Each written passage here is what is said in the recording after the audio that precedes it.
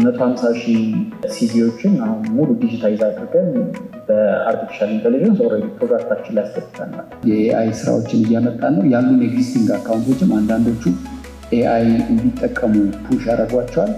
አዘ ካምፓኒ ግን we are prepared, we are ready። ሰላም እንዴት ናችሁ? ፍሬ ነኝ። ይህ ደግሞ ቅዳሜ ገበያ ፕሮግራማችን ነው። በዛሬው የቅዳሜ ገበያ ፕሮግራሜ ደግሞ እንደምታዩት ሳይንስና ሙዚየም ነው የሚገኘው። አፍሪወርክ ያዘጋጀውን ፕሮግራም ለመታደም ነው እዚህ የተገኘሁት። ፕሮግራሙ ምን ይመስላል የሚለውን ወደ እናንተ ማድረስ ይሆናል። አብራችሁ ቆዩ።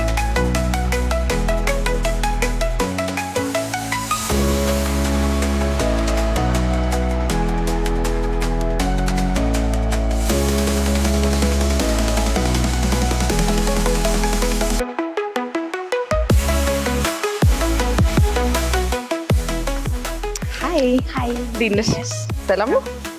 አፍሪወርክ እንባላለን። እሺ አፍሪወርክን ስምተሽ ታውቂያለሽ?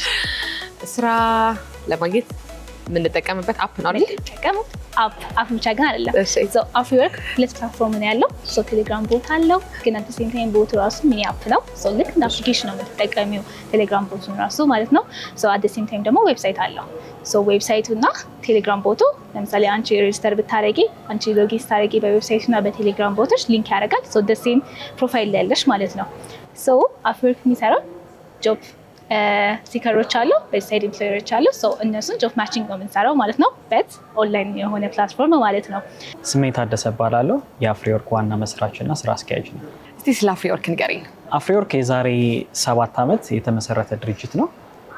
ዋና ስራው በዲጂታሊ አሰሪና ሰራተኛን የማገናኘት ነው እና እሱን ስናገናኝ ደግሞ በሁለቱም በኩል የተቻለ መጠን ነገሮችን ኢዚ እና ስሙዝ አድርገን ለማስኬድ ነው የተመሰረተው። እስካሁን ድረስ ከ15,000 በላይ ድርጅቶች ይጠቀሙታል። ቡና መጣ።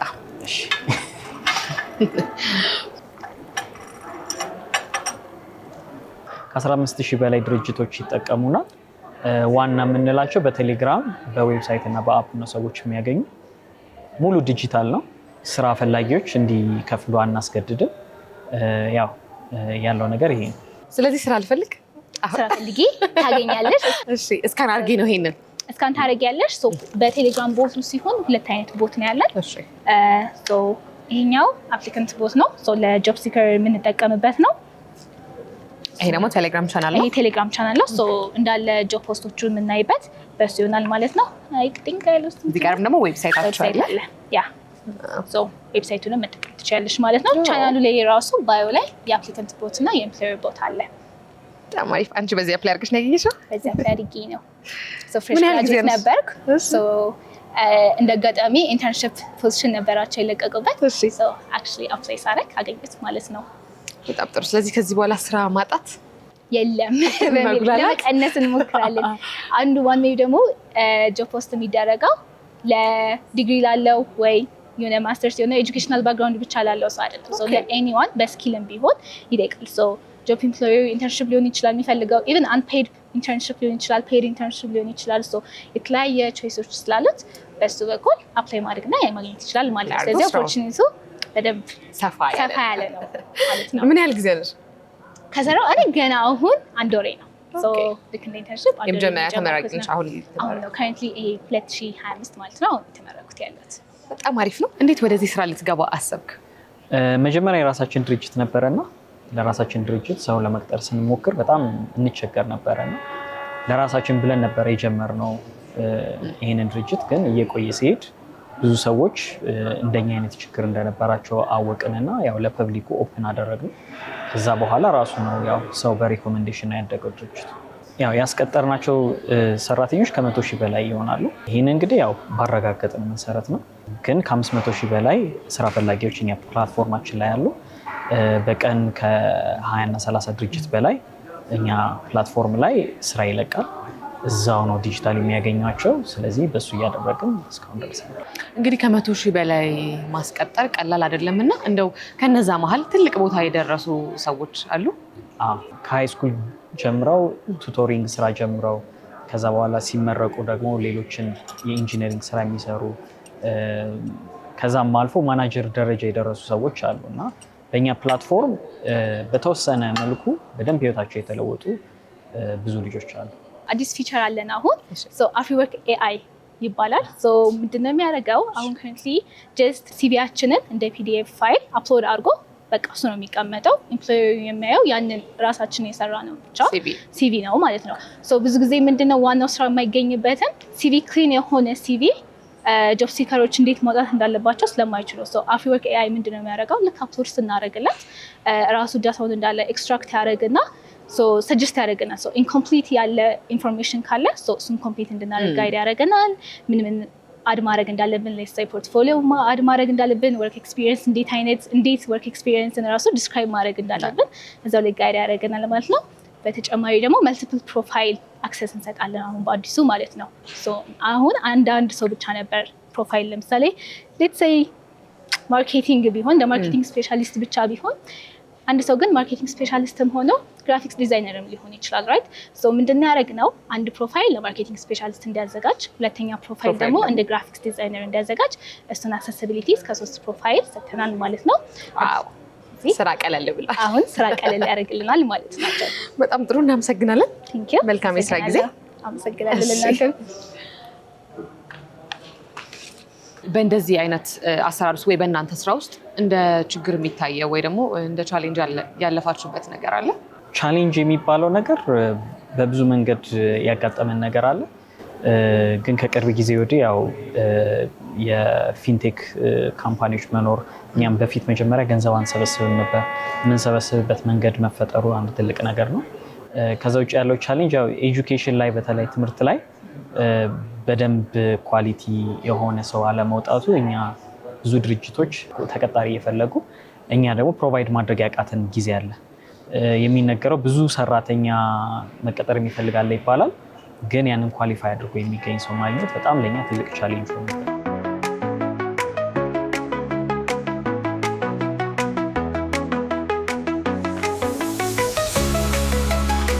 ሃይ ፍሬ፣ እንዴት ነሽ? እናንተም ተገኝታችኋል? አሁን እኛም እንግዲህ አፍሪወርክ ባዘጋጀው ፕሮግራም ላይ እኛም ተዘጋጅተናል። ስለ አሪፍ ፔ አንዳንድ ነገሮችን ገለጻ እያደረግን እንገኛለን ዛሬ። በጣም ጥሩ፣ መልካም ቀን። እሺ፣ እናመሰግናለን። እሺ፣ እንግዲህ ተመልካቾቻችን አሪፍ ፔ ቀለል ያለ የክፍያ አማራጭ ይዞ የመጣ ድርጅት ነው። እንግዲህ የተለያዩ ድርጅቶች ያዩ ነው ከፊትም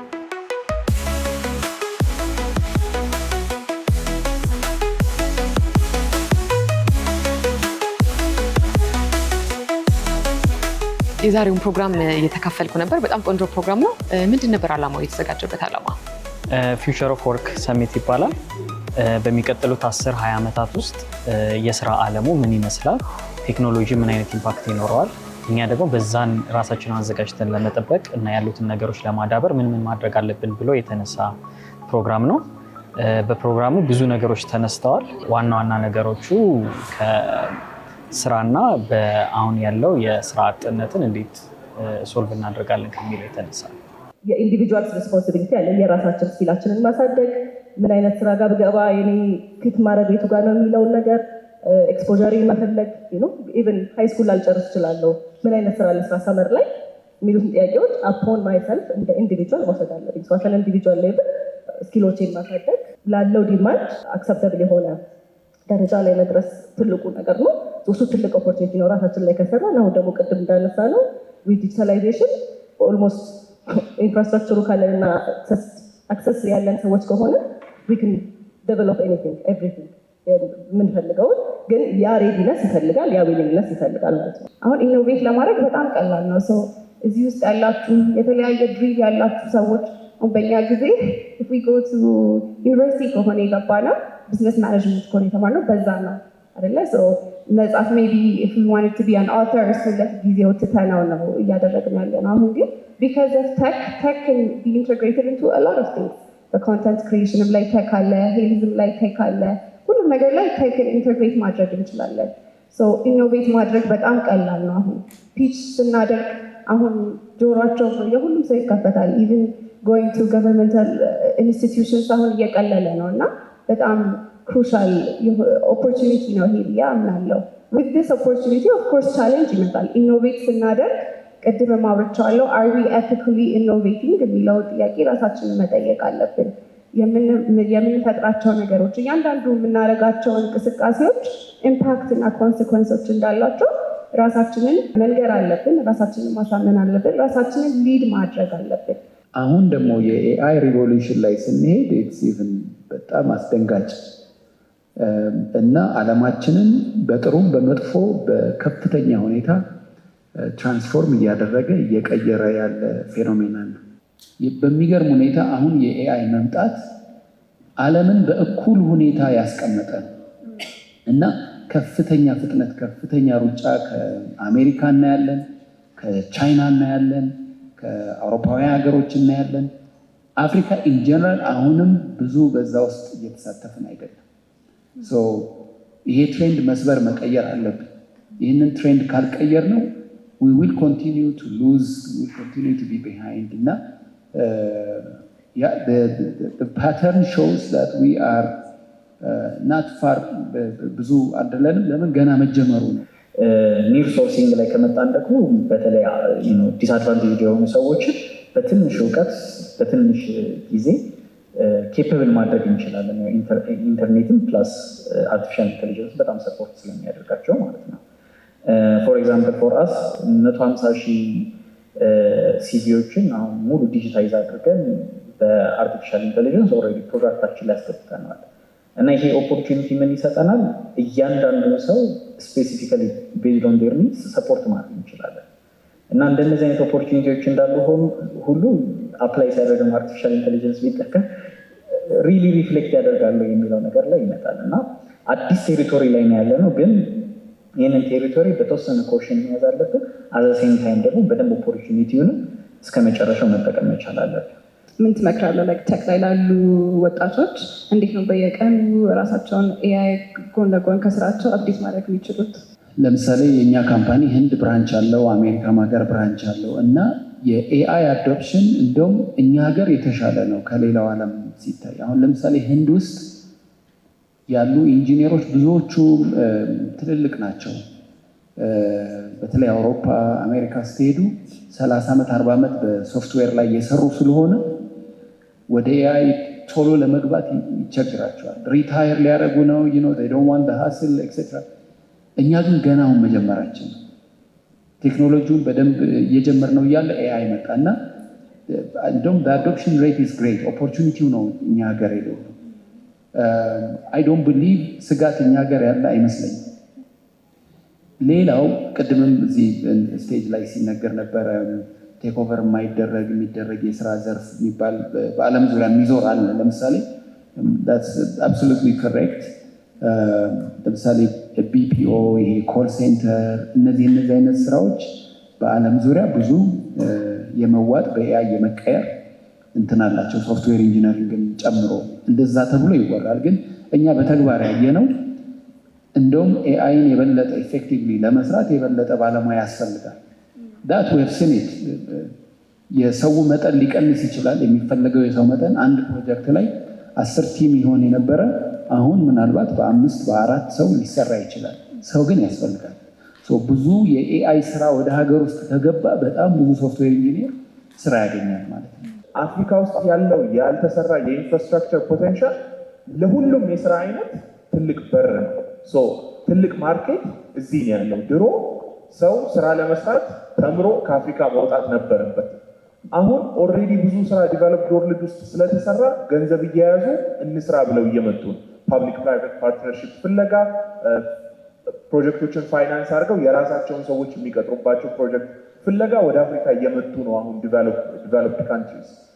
ለዛ ማርኬት ግን ፖተንት በሆነ የስኪል ሌቭል እኛ ተዘጋጅተን የምንጠብቅ ከሆነ ለምሳሌ ሜቢ ከዚህ ቀጥሎ የሚመጣውን ደረጃ በፖሊሲ ደረጃ ልናወራ እንችላለን። አንድ ዲቨሎፕመንት ፓርትነር 100 የስራ እድል የሚከፍት የሆነ ፕሮጀክት ይዞ ሲመጣ በፖሊሲ 50ውን ለኢትዮጵያውያን ፕሮቴክት ብናደርገው 50 ስኪል ኢትዮጵያውያን ሬዲ ሆነው ከጠበቁ ከዛ ቤኔፊት ማድረግ ይችላሉ ማለት ነው። ከዛ አንጻር በስኪል ተዘጋጅተን መጠበቅ ሞስት ኢምፖርታንት እና ፋንዳሜንታል ቲንግ ነው ማለት ነው።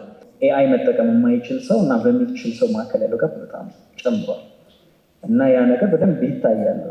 አሁን ኢሜል ሰው ለመጻፍ ራሱ ጽፎ እያስተካከለ ነው ወይስ በኤአይ ነው እየጻፈ ያለ የሚለው ነገር ላይ ሲመጣ ኢትስ ፓርት ኦፍ አወር ላይፍ ነው። ግን ይህ በዚህ ፓርት ኦፍ ህይወታቸው ያለውን ሰዎች ደግሞ አሉ ለእነሱ ደግሞ በሆነ ሌቭል ወደዚህ የማስገባት ግዴታ አለብን። ከዛ ውጭ ደግሞ ፖሊሲን ስናስበው መንግስት ላይ ያለ በጣም ብዙ ዳታ አለ።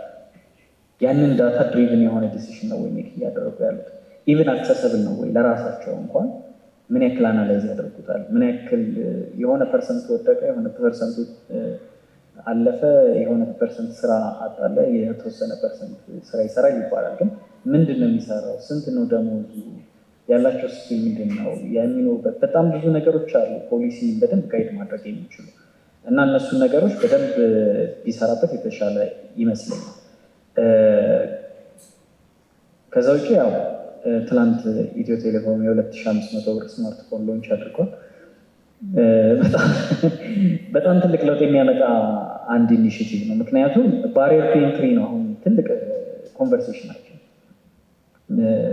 ስማርትፎን የግድ ሁሉም ሰው ያስፈልገዋል። ግን 15,000 ብር ወደ 2500 ብር ስናወርደው ኢንክሉድ እያደረግን ያለ ነው የህብረተሰብ ክፍል በጣም ሰፊ ነው። ያ ሰፊ ህዝብ ደግሞ ባይዘ አብሮ የተጫነ አፕም አለው እና ጥሩነቱ ያው እሱ ከፖሊሲ ጋር አብሮ እያያዛል። የትኛው አፕ ይጫን፣ የትኛው ይጫን፣ የትኛው በደንብ ፑሽ ይደረግ የሚለው ነገር ግን ዴር አር ጉድ እንትን መነሻዎች አሉ። ግን ያው አሁንም ላፕቶፕ ታክስ ይደረጋል። ላፕቶፕ እንደ ክሪቲካል ለስራ የሚያስፈልግ ነገር ሳይሆን እንደ ለግዠሪ ዕቃ ነው የሚታየው። ይሄ ደግሞ ያ ፖሊሲ ላይ በደንብ መታየት ያለበት ነገር ነው። ሁሉም ስታፎቻችን ኤአይ መጠቀም ዴይ ቱ ዴይ አክቲቪቲያቸው ላይ መጠቀም ሶፍትዌር ኢንጂነር እንዳይመስልሽ አይ ዩዝድ ኢት ፎር ማይ ዴይ ቱ ዴይ አክቲቪቲስ ለሁሉም ነገሮች የግዴታ ስለሆነ ማለት ነው። ኤፊሽንሲ ስለሚያመጣ በጣም ብዙ ጥቅሞች ስላሉት ያው ዋይዝሊ መጠቀም አለብሽ፣ በአግባቡ መጠቀም። ሁሉ ነገር ኤአይ መሆን አይችልም።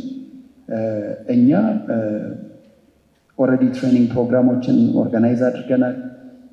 እየሰራናቸው ያሉ ፕሮጀክቶች አሉ በኤአይ ለሁሉም ማድረግ ግን ዩ ኒድ ቱ ጌት ዘ ጆብ ፈርስት ፎር ኤቭሪዋን ቱ ወርክ ኦን ኢት አይደለም።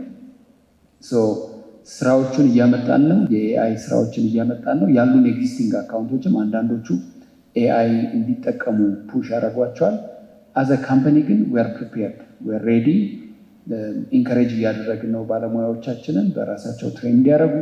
እኛም የተለያዩ ትሬኒንጎችን ፋሲሊቴት እናደርጋለን። ወደፊት ደግሞ ማንዳቶሪ ይሆናል ለእያንዳንዱ ሰው አንዳንድ የኤአይ እንትኖችን እንሰጣለን፣ ቱሎችን እንሰጣለን፣ ሰብስክራይብ የሆኑ ቱሎችን ሰው በዛ ስራቸውን እያፋጠኑ እንዲሰሩ እናደርጋለን። ቅድም እንዳልችው ግዴታ ሶፍትዌር ኢንጂነር ሆኖ ኤአይን የማይጠቀም ዲስ ዴይስ 2 ዓመት የማይቆይ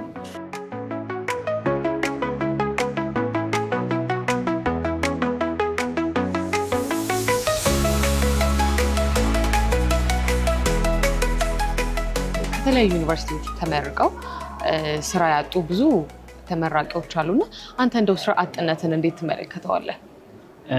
ዋናው ነገር ምንድነው? ሁሌ ትምህርት ላይ መሆን አለባቸው። ይሄ ምን ማለት ነው?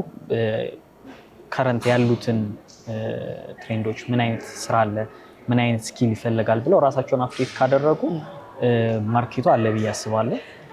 ማርኬቱ ደግሞ ስል ሎካል እዚህ አገር ውስጥ ያለውና ከአገር ውስጥ ካለው ደግሞ ኤክስፒሪየንስ በላይ በጣም ጥሩ ያላቸው ሰዎችም ኢንተርናሽናል መወዳደር የሚችሉበት ዘመን ነው። አውትሶርሲንግ አለ፣ ፍሪላንሲንግ አለ፣ ሪሞት ወርክ አለ። ስለዚህ ስራ አጥነት ሶልቭ የሚደረገው ኢንተርናሽናልም ያለውን ኦፖርቹኒቲ በመጠቀም ነው። ሎካሊም ደግሞ በጣም ብዙ ከስራ ፈላጊው ራሱን አዘጋጅቶ መጠበቅ ይፈልጋል። ወጣቱ ከእናንተ ምን ይማር? ወጣቱ መማር ያለበት ነገር ኮንቲኒየስሊ ራሱን ማዘጋጀት እና የተለያዩ ስኪሎችን መያዝ እንዳለበት ነው። አለማችን አሁን በጣም በፍጥነት እየሄደችበት ያለበት ዘመን ነው። ብዙ አዳዲስ ነገሮች ይመጣሉ። እነዛን አዳዲስ ነገሮች ቶሎ አዳፕት አድርጎ ወደ ስራ ማምጣት የተወሰነ ኤነርጂ ይፈልጋል። ግን እሱን ማድረግ ከተቻለ ጥሩ ነገር ማግኘት ይችላሉ ብዬ አስባለሁ። እና ያለንም እኛም ኤክስፒሪየንስ እሱ ነው። በተቻለ መጠን ብዙ ነገሮችን እንማራለን፣ ብዙ ነገሮችን ኢምፕሊመንት እናደርጋለን እና ያው ጊዜው የዲጂታል ጊዜ ስለሆነ ራሳቸውን ከሱ ነገር በደንብ ቀርቦ አፕዴት በማድረግ ጥሩ ነገር ያገኛሉ ብዬ አስባለሁ። ስራና ሰራተኛን ስታገናኙ እንደውም አትረሳው ገጠመኝ ካለ ገጠመ? ሁለት ነገር ላይ አለ። አንደኛው ምንድነው አብዛኛው ስራ ፈላጊ የስራ ማስታወቂያውን በደንብ ሳያነብ ጊዜ አፕላይ ያደርጋልና እሱ በጣም ተደጋጋሚ የሚያጋጥመን ነገር ነው። ከዛ ውጪ ደግሞ ያው ለኢንተርቪው ተጠርቶ በተለይ አሁን አዲሱ ትውልድ ለኢንተርቪው ተጠርቶ እንኳን ከግማሽ በላይ ይቀራል። ስለዚህ በጣም ያው ኮንቲኒዩስሊ የሚያጋጥሙ ነገሮች ውስጥ አንደኛው እሱ ነው። ምክንያቱም ኦፖርቹኒቲ በበዛ ቁጥርም በተወሰነ መንገድ ስለምንለምደው ይሄኛው ቢያልፈኝ ሌላኛው አለኝ የሚል ስሜት አለውና ያው አንደኛ ገጠመኝ እሱ ነው። ወደ ስራ መግባት ለሚፈልጉ ወጣቶች ማስተላለፍ የምትፈልገው መልእክት ካለ? ማስተላለፍ የምፈልገው መልእክት ያገኙትን ስራ መጀመር አለባቸው። ምክንያቱም በጣም ለማርኬቱ ጥሩ የሆነ ነገር የሚያገኙት ቶሎ ብለው ከጀመሩ ነው። ይሄ ደግሞ ምንድነው ኢንተርንሺፕ የሚሆን ጁኒየር ፖዚሽን የሚሆን ተመርቀው እንደወጡ የትኛውንም ስራ መስራት ቢችሉ ለ2 ወርም ለ3 ወርም ትልቅ ኤክስፒሪየንስ ያገኛሉ። ስለዚህ መጀመሪያ እንደወጡ እሱ ቢያደርጉ የተሻለ ነው ብዬ አስባለሁ። ምክንያቱም ኤክስፒሪየንስ ቀስ እያለ የሚያድግ ነገር ነው እና የሚፈልጉትን እስኪያገኙ ድረስ ጊዜ መውሰድ እንደሌለባቸውና ቶሎ ብለው ያለውን ነገር እየሰሩ ከዛ በኋላ መቀየር እንደሚችሉ ማመን እንዳለባቸው ነው። ምክንያቱም ያለውን ጊዜ በጣም ተለዋዋጭ ስለሆነ ሞር የሰራ ነው የተሻለ የሚያገኙ ብዬ አስባለሁ። ከእናንተ ጋር መስራት የሚፈልጉ ድርጅቶች ምን ማሟላት አለባቸው? ቤዚክ የሆነው ነገር ንግድ ፍቃድ እና ያው ድርጅቱ ካለ እኛ ጋር ገብተው የመጀመሪያው ጆብ ፖስት ፎር ፍሪ ስለሆነ መሞከር ይችላሉ እና በጣም ኦፕን የሆነ ካምፓኒ ነው ያለን። afriworkit.com ላይ ገብተው የሚያስፈልገውን ኢንፎርሜሽን እዛው ጋር አይተው ሬጂስተር አድርገው መጠቀም ይችላሉ ማለት ነው።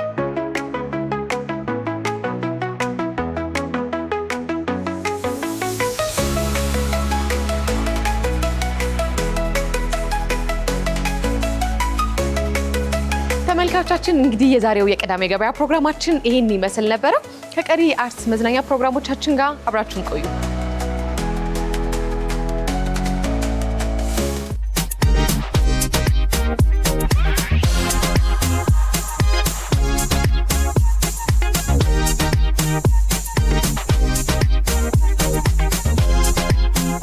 ዘመናዊና ቀልጣፋ የባንክ አገልግሎት ለማግኘት ቡና ባንክን ምርጫው ያድርጉ። የቅዳሜ ገበያ የፕላቲኒየም ደረጃ ስፖንሰር ቡና ባንክ ነው። እናመሰግናለን። የሁል ጊዜ ምርጫው ቡና ባንክ ይሁን።